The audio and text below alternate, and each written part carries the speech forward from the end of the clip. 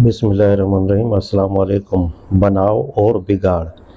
तारीफ़ और शुक्र उस खुदा के लिए है जिसने हमें पैदा किया, अक्ल और समझ बूझ अता की, बुरे और भले की तमीज़ बख्शी और हमारी हिदायत व रहनुमाई के लिए अपने बेहतरीन बंदू को भेजा।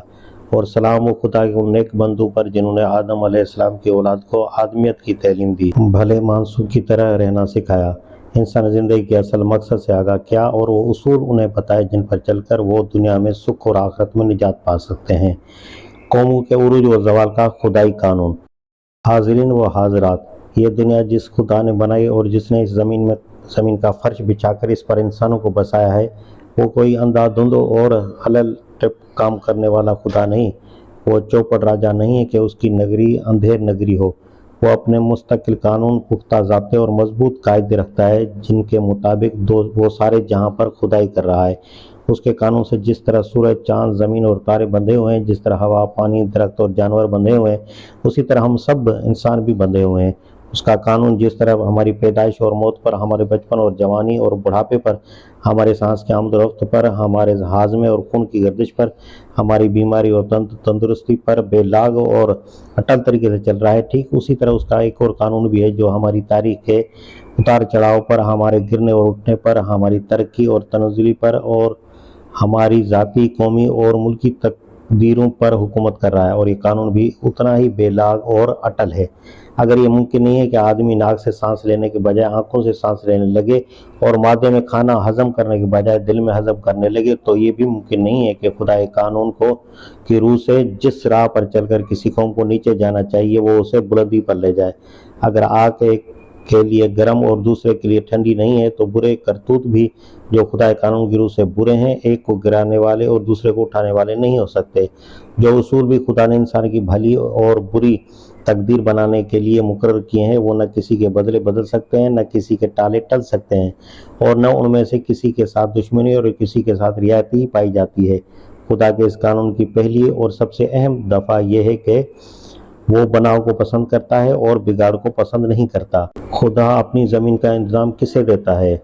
मालिक होने की हैसियत से उसकी ख्वाहिश ये है कि उसकी दुनिया का इंतज़ाम ठीक किया जाए, उसे ज़्यादा से ज़्यादा संवारा जाए, उसके दिए हुए ज़राए और उसकी बख्शी हुई क़ुव्वतों और काबिलियतों को ज़्यादा से ज़्यादा बेहतर तरीके से इस्तेमाल किया जाए। वो इस बात को हरगिज़ पसंद नहीं करता और उससे तवक्को भी नहीं की जा सकती कि वो कभी उसे पसंद करेगा कि उसकी दुनिया बिगाड़ी जाए, उजाड़ी जाए और उसे बदनज़मी से, गंदगियों से और ज़ुल्म व सितम से ख़राब कर डाला जाए। इंसानों में से जो लोग भी दुनिया के इंतज़ाम के उम्मीदवार बनकर खड़े होते हैं, जिनके अंदर बनाने की ज़्यादा से ज़्यादा सलाहियत होती है, उन्हीं को वो यहाँ इंतज़ाम के अख्तियारात सुपुर्द करता है। फिर वो देखता रहता है कि ये लोग बनाते कितना है और बिगाड़ते कितना है। जब तक उनका बनाव उनके बिगाड़ से ज़्यादा होता है और कोई दूसरा उम्मीदवार उनसे अच्छा बनाने वाला और उनसे कम बिगाड़ने वाला मैदान में मौजूद नहीं होता, उस वक्त तक उनकी सारी बुराइयों और उनके तमाम कुसरों के बावजूद दुनिया का इंतज़ाम उन्हीं के सुपुर्द रहता है। मगर जब वो कम बनाने और ज़्यादा बिगाड़ने वाले लगते हैं, तो खुदा उन्हें हटाकर फेंक देता है और दूसरे उम्मीदवारों को इसी लाजमी शर्त पर इंतज़ाम सौंप देता है। बाग के मालिक और माली की मिसाल। ये कानून बिल्कुल एक फितरी कानून है और आपकी अक्ल गवाही देगी कि उसे ऐसा ही होना चाहिए। अगर आप में से किसी शख्स का कोई बाग हो और उसे एक माली के सुपुर्द कर दे, तो आप खुद बताइए कि वो उस माली से अवलीन बात क्या चाहेगा। बाग का मालिक अपने माली से इसके सिवा और क्या चाह सकता है कि वो उसके बाग को बनाए, न कि ख़राब करके रख दे। तो लाजमन यही चाहेगा कि उसके बाग को ज़्यादा से ज़्यादा बेहतर हालत में रखा जाए, ज़्यादा से ज़्यादा तरक्की दी जाए, उसके हुस्न में, उसकी सफाई में, उसकी पैदावार में ज़्यादा से ज़्यादा इजाफा हो। जिस माली को वो देखेगा कि वो खूब मेहनत से जी लगाकर सलीके और काबिलियत के साथ उसके बाग की खिदमत कर रहा है, उसकी रोशों को संवार रहा है, उसके अच्छे दरख्तों की परवरिश कर रहा है, उसको बुरी ज़ात के दरख्तों और झाड़ झटकार से साफ कर रहा है, उसमें जिद्दत और जोदत से उम्दा फलों और फूलों की नई नई किस्मों का इजाफा कर रहा है, तो ज़रूर है कि वो उससे खुश हो, उसे तरक्की दे और ऐसे लायक, फर्शनास और खिदमतगुजार माली को निकालना कभी पसंद न करे। लेकिन उसके बरक्स अगर वो देखे कि माली नालायक भी है, कामचोर भी है और जानबूझकर या बेजाने बूझे उस बाग के साथ बदख्वाही कर रहा है, सारा बाग गंदगियों से अटा पड़ा है, रोशें टूट फूट रही हैं, पानी कहीं बिला ज़रूरत बह रहा है और कहीं कते के कते सूखते चले जा रहे हैं, घास फूस और झाड़ झंकार बढ़ते जा रहे हैं और फलों और फूलों दार दरख्तों को बेदर्दी के साथ काट काट कर तोड़ तोड़ कर फेंका जा रहा है। अच्छे दरख्त मुरझा रहे हैं और खारदार झाड़ियां बढ़ रही हैं। तो आप खुद ही सोचिए कि बाग का मालिक ऐसे माली को कैसे पसंद कर सकता है।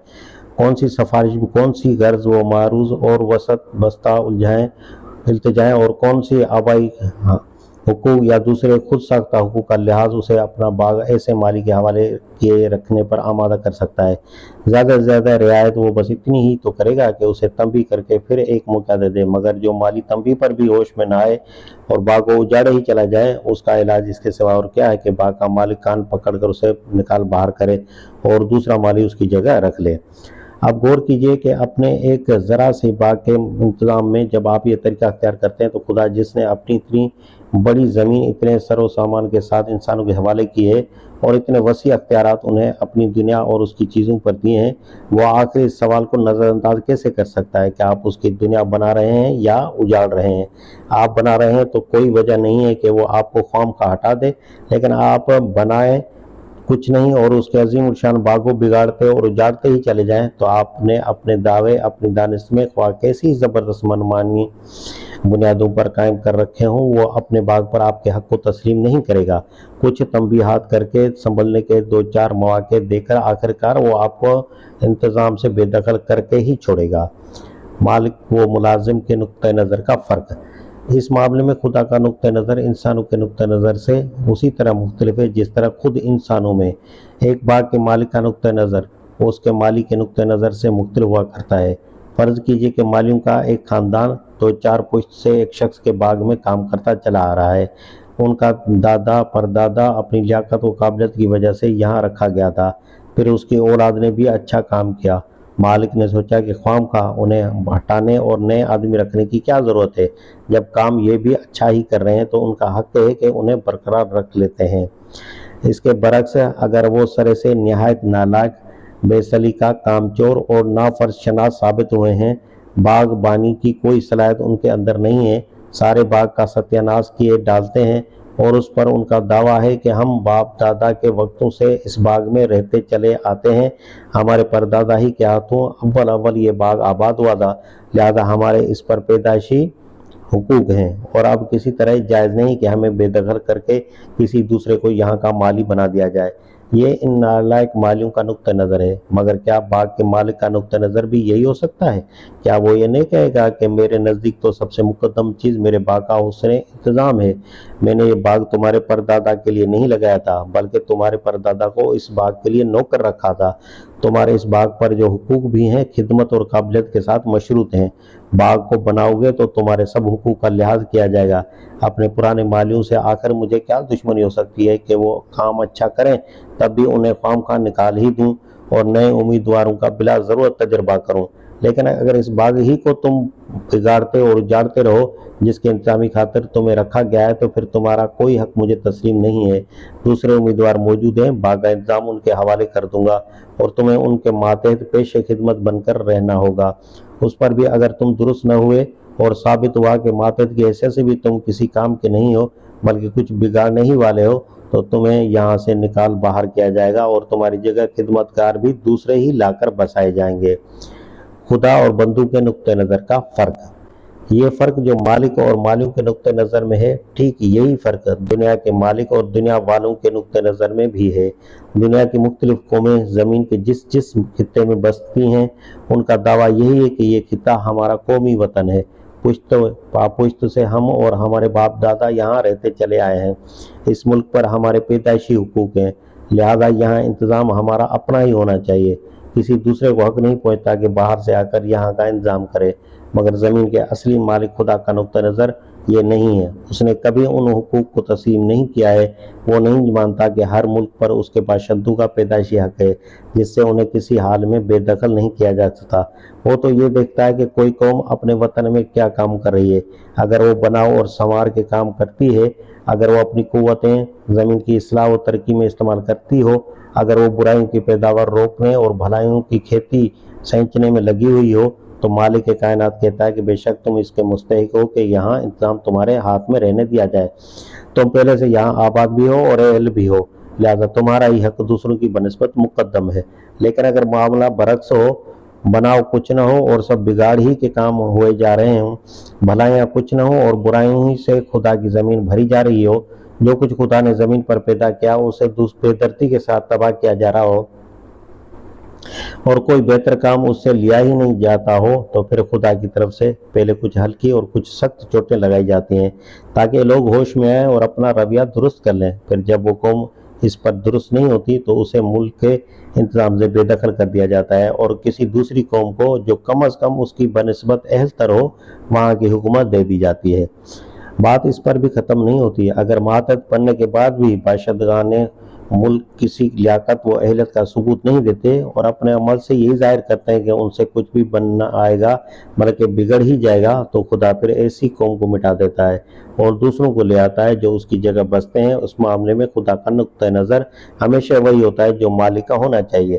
وہ اپنی زمین کے انتظام میں دعوے داروں اور امیدواروں کے آبائی یا پیدائشی حقوق نہیں دیکھتا، وہ تو یہ دیکھتا ہے کہ ان میں کون بناؤ کی زیادہ سے زیادہ صلاحیت اور بگاڑ کی طرف کم از کم میلان رکھتا ہو۔ ایک وقت کے امیدواروں میں سے جو اس لحاظ سے اہل تر نظر آتے ہیں، انتخاب انہی کا ہوتا ہے، اور جب تک ان کے بگاڑ سے ان کا بناؤ زیادہ رہتا ہے یا جب تک ان کی بنسبت زیادہ اچھا بنانے والا اور کم بگاڑنے والا کوئی میدان میں نہیں آ جاتا، اس وقت انتظام انہی کے سپرد رہتا ہے۔ تاریخ کی شہادت۔ یہ جو کچھ عرض کر رہا ہوں تاریخ گواہ ہے کہ خدا نے ہمیشہ اپنی زمین کا انتظام اسی اصول پر کیا ہے۔ دور کیوں جائیے، خود اپنے ہی ملک کی تاریخ کو دیکھ لیجئے۔ یہاں جو قومیں پہلے آباد تھیں ان کی تعمیری صلاحیتیں جب ختم ہو گئیں تو خدا نے آریوں کو یہاں کے انتظام کا موقع دیا، جو اپنے وقت کی قوم میں سب سے زیادہ اچھی صلاحیتیں رکھتے تھے۔ انہوں نے یہاں کر ایک بڑے شاندار تمدن کی بنیاد رکھی، بہت سے علوم و فنون ایجاد کیے، زمین کے خزانوں کو نکالا اور انہیں بہتری میں استعمال کیا، بگاڑ سے زیادہ بناؤ کے کام کر کے دکھائے۔ یہ قابلیتیں جب تک ان میں رہیں، تاریخ کے سارے نشیبوں اور فرازوں کے باوجود یہی اس ملک کے منتظم رہے اور دوسرے امیدوار بڑھ بڑھ کر آگے آئے مگر دھکیل دیے گئے، کیونکہ ان کے ہوتے دوسرے منتظم کی ضرورت نہ تھی۔ ان کے حملے زیادہ سے زیادہ بس یہ حیثیت رکھتے تھے کہ جب کبھی یہ ذرا بگڑنے لگتے تو کسی کو بھیج دیا جاتا تاکہ انہیں متنبع کر دے، مگر یہ بھی بگڑتے ہی چلے گئے اور انہوں نے بناؤ کے کام اور بگاڑنے کے کام زیادہ کرنے شروع کر دیے۔ جب انہوں نے اخلاق میں وہ پستی اختیار کی جس کے آثار باب مارگی تحریک میں آپ اب بھی دیکھ سکتے ہیں، جب انہوں نے انسانیت کی تقسیم کر کے خدا اپنی ہی سوسائٹی کو دونوں فرقوں اور ذاتوں میں پھاڑ ڈالا اور اپنی اجتماعی زندگی کو ایک زینے کی شکل میں ترتیب دیا جس کے ہر سیڑھی کا بیٹھنے والا اپنے سے اوپر کی سیڑھی والے کا بندہ اور نیچے کی سیڑھی والے کا خدا بن گیا۔ جب انہوں نے خدا کے لاکھوں کروڑوں بندوں پر وہ ظلم ڈھایا جو آج تک اچھوت پن کی شکل میں موجود ہے، جب انہوں نے علم کے دروازے عام انسانوں پر بند کر دیا اور ان کے پنڈت علم کے خزانوں پر سانپ بن کر بیٹھ گئے، اور جب ان کے کار فرما طبقوں کے پاس اپنے زبردستی جمائے ہوئے حقوق کو وصول کرنے اور دوسروں کی محنتوں پر داد عیش دینے کے سوا کوئی کام نہ رہا، تو خدا نے آخرکار ان سے ملک کا انتظام چھین لیا اور وسط ایشیا کی ان قوتوں کو یہاں کام کرنے کا موقع دیا جو اس وقت اسلامی تحریک سے متاثر ہو کر زندگی کی بہتر صلاحیتوں سے آراستہ ہو گئی تھی۔ ہندوستان پر مسلمانوں کا اقتدار۔ یہ لوگ سینکڑوں برس تک یہاں کے انتظام پر سرفراز رہے اور ان کے ساتھ خود اس ملک کے بہت سے لوگ اسلام قبول کر کے شامل ہو گئے۔ اس میں شک نہیں کہ ان لوگوں نے بہت کچھ بگاڑا بھی، مگر جتنا بگاڑا اس سے زیادہ بنایا۔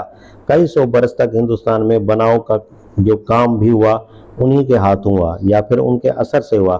انہوں نے علم کی روشنی پھیلائی، خیالات کی اصلاح کی، تمدن و معاشرے کو بہت کچھ درست کیا، ملک کے ذرائع و وسائل کو اپنے عہد کے معیار کے لحاظ سے بہتری میں استعمال کیا اور امن و انصاف کا وہ عمدہ نظام قائم کیا جو اگرچہ اسلام کے اصلی معیار سے بہت کم تھا، مگر پہلے کی حالت اور گرد و پیش کے دوسرے ملکوں کی حالت سے مقابلہ کرتے ہوئے کافی بلند تھا۔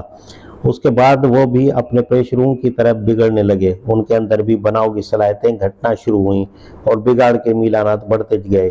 انہوں نے بھی اونچ نیچ اور نسلی امتیازات اور طبقاتی تعریفیں کر کے خود اپنی سوسائٹی کو پھاڑ لیا جس کے بے شمار اخلاقی، سیاسی اور تمدنی نقصانات ہوئے۔ انہوں نے بھی انصاف کم اور ظلم زیادہ کرنا شروع کر دیا۔ وہ بھی حکومت کی ذمہ داریوں کو بھول کر صرف ان کے فائدوں اور زیادہ تر ناجائز فائدوں پر نظر رکھنے لگے۔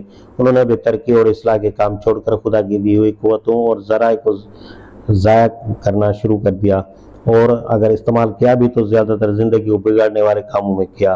تن آسانی و عیش پرستی میں وہ اتنے کھوئے گئے کہ جب آخری شکست کھا کر ان کے فرما رواؤں کو دلی کے لال قلعوں سے نکلنا پڑا تو ان کے شہزادے وہی جو کل تک حکومت کے امیدوار تھے جان بچانے کے لیے بھاگ بھی نہ سکتے تھے، کیونکہ زمین پر چلنا انہوں نے چھوڑ رکھا تھا۔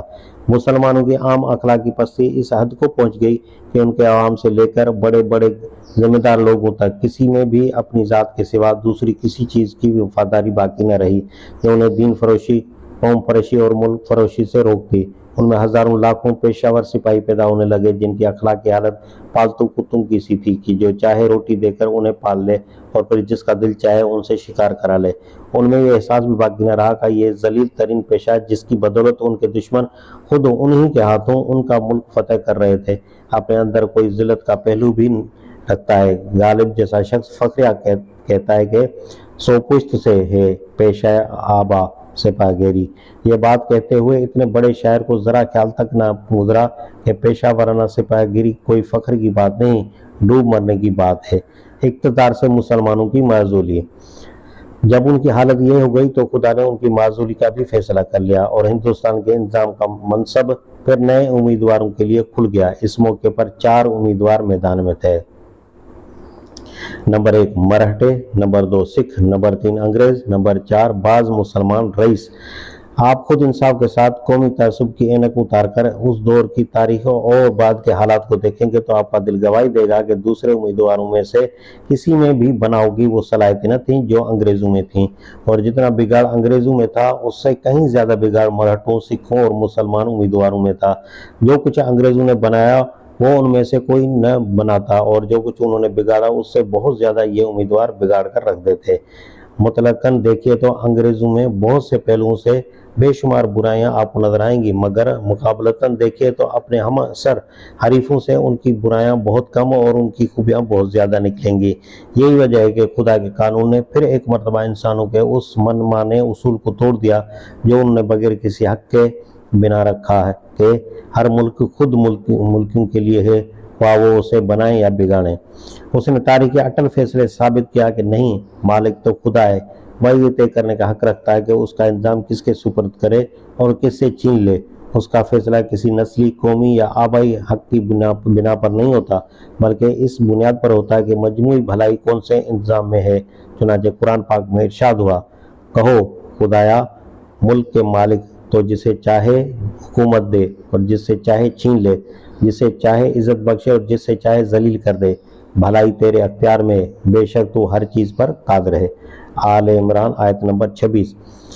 اسی طرح خود اللہ تعالیٰ ہزاروں میل کے فاصلے سے ایک ایسی قوم کو لے آیا جو کبھی یہاں 3-4 لاکھ کی تعداد سے زیادہ نہیں رہی، اور اس نے یہیں کے ذرائع اور یہیں کے آدمیوں سے یہاں کے ہندو، مسلم، سکھ سب طاقتوں کو زیر کر کے اس ملک کا انتظام اپنے ہاتھوں میں لے لیا۔ یہاں کے کروڑوں باشندے ان مٹھی بھر انگریزوں کے تابع فرمان بن کر رہے۔ ایک ایک انگریز نے تن تنہا ایک ایک ضلع پر حکومت کی، بغیر اس کے کہ اس کی قوم کا کوئی دوسرا فرد اس کا ہاتھ مضبوط کرنے کے اس کے پاس موجود ہوتا۔ ان تمام دوران میں ہندوستانیوں نے جو کچھ کیا پیشہ خدمت کی حیثیت سے کیا، نہ کہ کار فرما کی حیثیت سے۔